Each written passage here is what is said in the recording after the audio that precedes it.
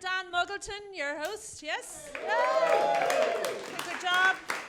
Good job. It's lovely to be here. It's lovely to see you all. It's lovely just to be out of my house. Don't get me wrong, it's a great house. I live with lovely people, but I think it's the layout of the house is fucking us up. We've got a bathroom extension on the ground floor. It means when you're going to the toilet, you've got to go through the kitchen to get to it.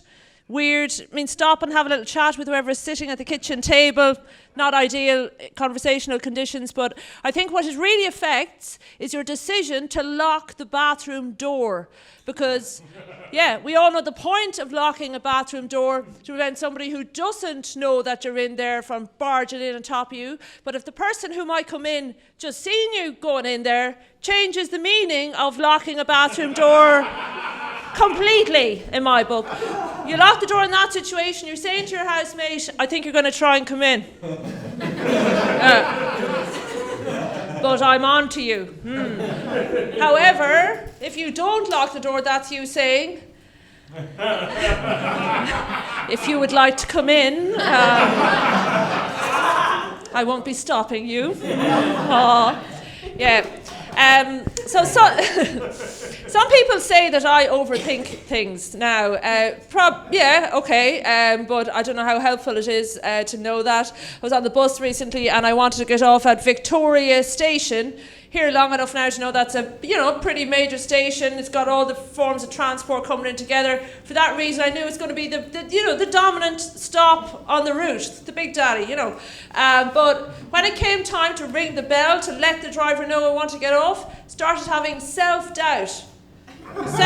Second guessing myself, thinking the other passengers on the bus going to laugh at me now for thinking I need to ring the bell for this very obvious stop. They're going to go, Jesus, look at her. She's intense, isn't she? Look at her taking care of every little thing. When is a bus not stopped at Victoria Station? It's ludicrous to even imagine it. Does she not trust that anything will go her way if she doesn't make absolutely certain?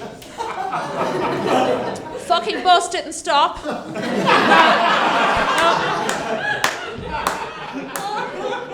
Ended up having to walk back, but not from the next one, from the one after. Because if I gotten off at the next one, those fuckers on the bus would have realised they were in my head and can't allow it. Yeah, been feeling like I've been feeling like quite a creep lately. Like I'm a creepy person. It's because I have too much information in my head, and it's not my fault. I shouldn't have it. But here's an example. We're going into coffee shops all the time now, but because the staff turnover in these cafes is so high, it's often the case that the customer knows more about how the shop works than the person who's actually working there. And there's a particular cafe I go to this Cafe Nero in Paddington Station to buy a little treat for myself when I'm getting my trains around this beautiful country.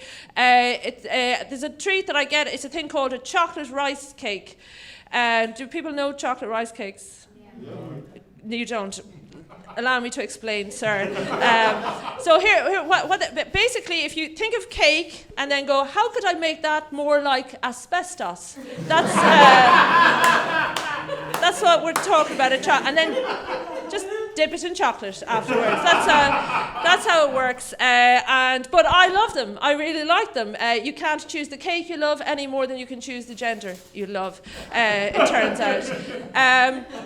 So I go into this, there's no need to mess around. When I go to Cafe Nero to get my chocolate rice cakes, I know where they're going to be. They're going to be at the till. I can go straight in, I get my chocolate rice cake, and I'm out the door, right? So I go in this particular day, but there's no rice cakes at the till. And I'm like, oh, what the hell? But there's somebody behind the counter, and I think he's a new guy, though, but I'd say I'll give him a go. But because I felt creepy in the situation, I didn't ask him the question that reflected the amount of knowledge that I had in the situation. The appropriate question for me to ask in that situation would have been, where are the fucking rice cakes? Yes?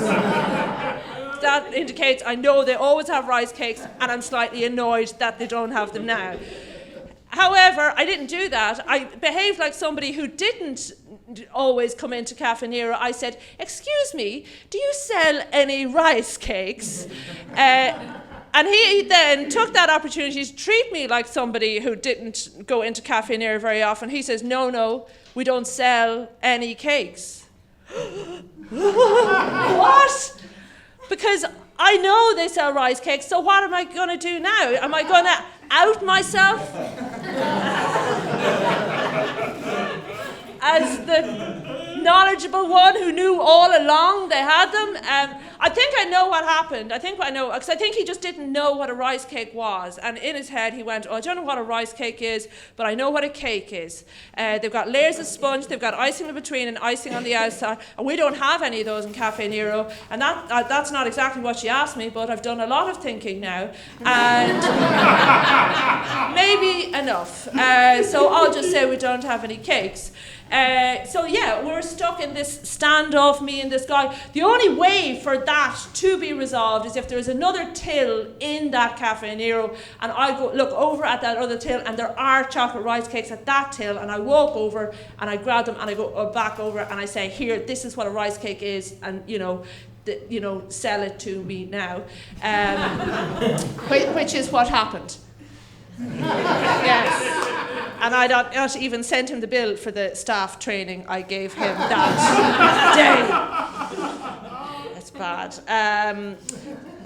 More about me. I don't have any children. I've been keeping my powder dry in that respect.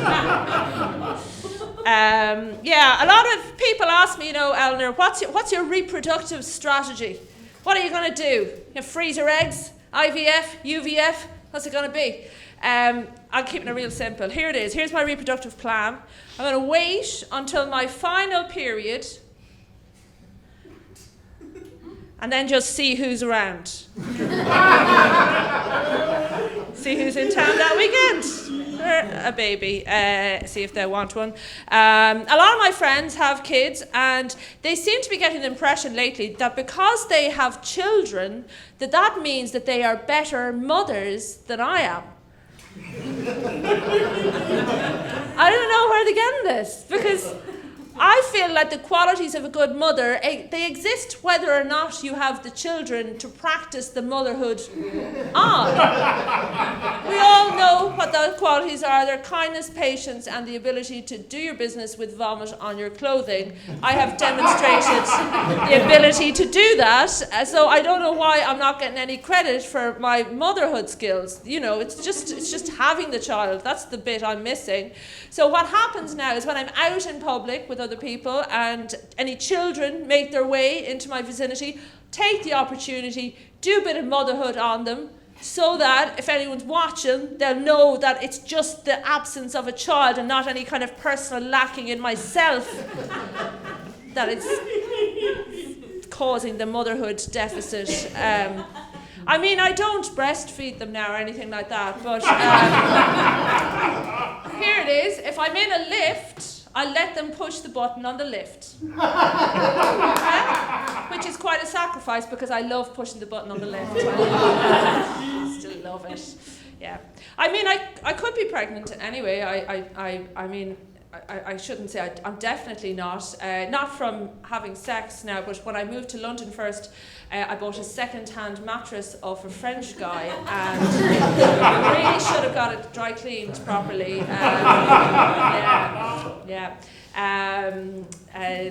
We have to take care of so much stuff, women, and there's so much stuff that we're not really kind of addressing still, 2019 in society. One thing now, when I'm booking a flight, I still have to tell the airline whether I'm married or single or not. They still need to know this. You've got to select it from a drop-down menu what your marital status is. Why?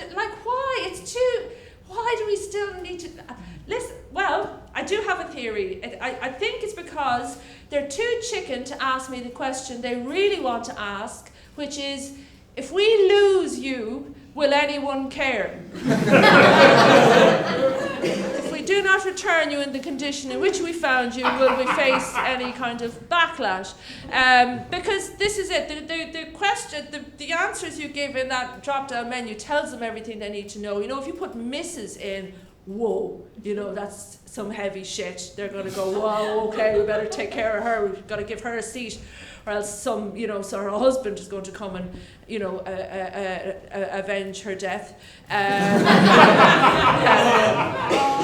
Put Miss in, they're like, we don't really, no guy's going to come looking for her, but she's probably quite small, so we could probably put her into the overhead compartment. Yeah, but woe betide the woman who puts Ms. in on that form, because she's basically saying, I'm a cantankerous old bitch. If I have any male relatives left, I've definitely alienated them all, so you can tie me to the wing and nobody will give a fuck. That's where we are. I'm not. The only thing you need to know about me is that I'm not a millennial. I'm older than that. I'm from a generation called Generation X. Do we know that? Got some fellow Generation X people in. If you don't know us, you'll see us. We're at festivals with carts behind us with a couple of kids in them. I don't know why we're bringing children to festivals, our generation. It's daft, It's teenager space. Teenagers need that space for, trying out their stuff, their acid and, they don't need toddlers running around them when they're doing that. It's silly. But having said that, we do have stuff in common with millennials as well. We both like an avocado, of course. Both very passionate groups, although about different things. Millennials very passionate, no racism, no sexism, no homophobia. Our Generation X, very passionate about half marathons. Don't mess with us on half marathons. We want to run and we will. I do hear an awful lot from millennials now about how they're upset with their financial situation. They say that they will never be able to buy property.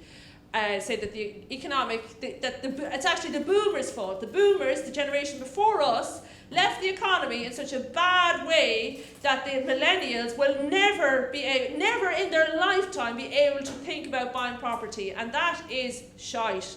But equally, spare a thought for those of us who will never be able to buy property, and it's just our own fucking fault. Yes. Too busy messing around in our 20s, going out. I just couldn't stay in for one night. I was afraid I'd miss something, and couldn't save a penny. So now here I am, hanging out with all the millennials, going, "Oh, the boomers, they're bastards, and they're bastards." Why do they have to leave the social scene in such an amazing state, the pricks? I think that's probably my time. But you've got an excellent closing act. That's a treat for you. So thank you so much. I've been Eleanor. Good night.